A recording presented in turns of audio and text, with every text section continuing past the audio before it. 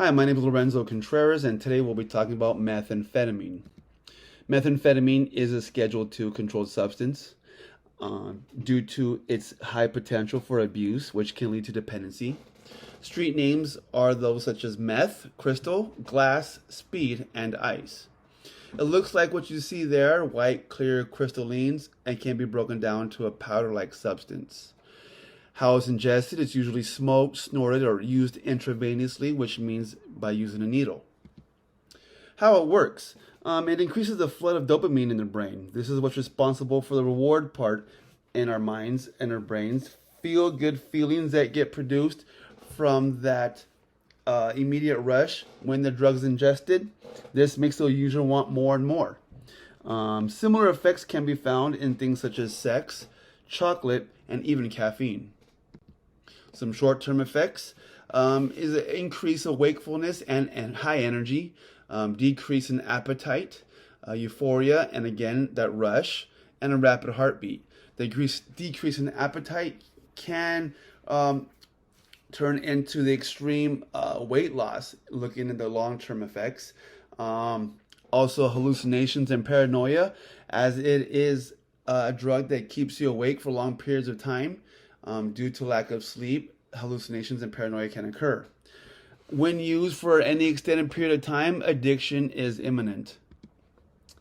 Physical effects, as you see there in the picture, teeth, what we call meth mouth. This can cause, the meth can cause extreme rapid tooth decay.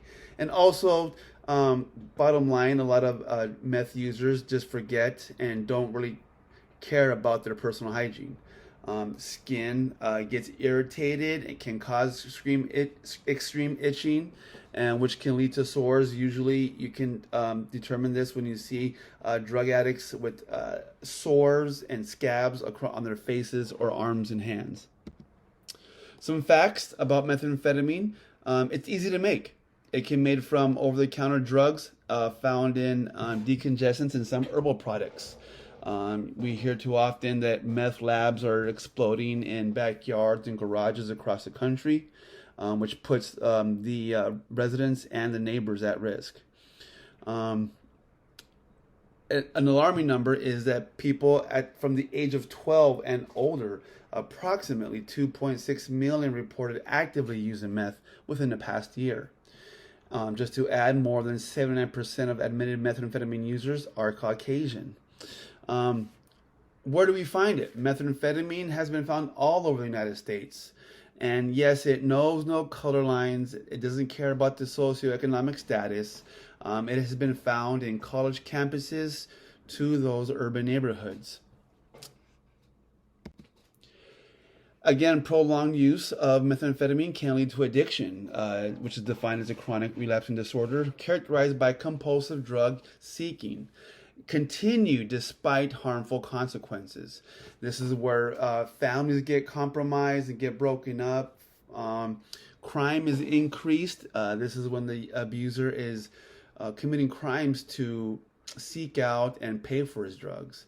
Values get diminished. Self-worth is significantly decreased. And social life usually just consists of hanging out with other abusers. Well, when one thinks about stopping using the meth, withdrawal symptoms can occur, and this can be dangerous and painful. The continued use of methamphetamine can be contributed to the not wanting to feel the quote-unquote come down, or the feeling that you get when you stop using the methamphetamine.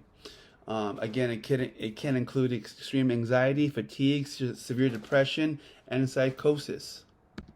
Here are some pictures of Robert Downey Jr., a famous ex-meth user who's now in recovery. And again, speaking about the skin, here's a young lady who had pre-methamphetamine, clear skin, and post-methamphetamine. Again, the itching and picking of the face. There is treatment.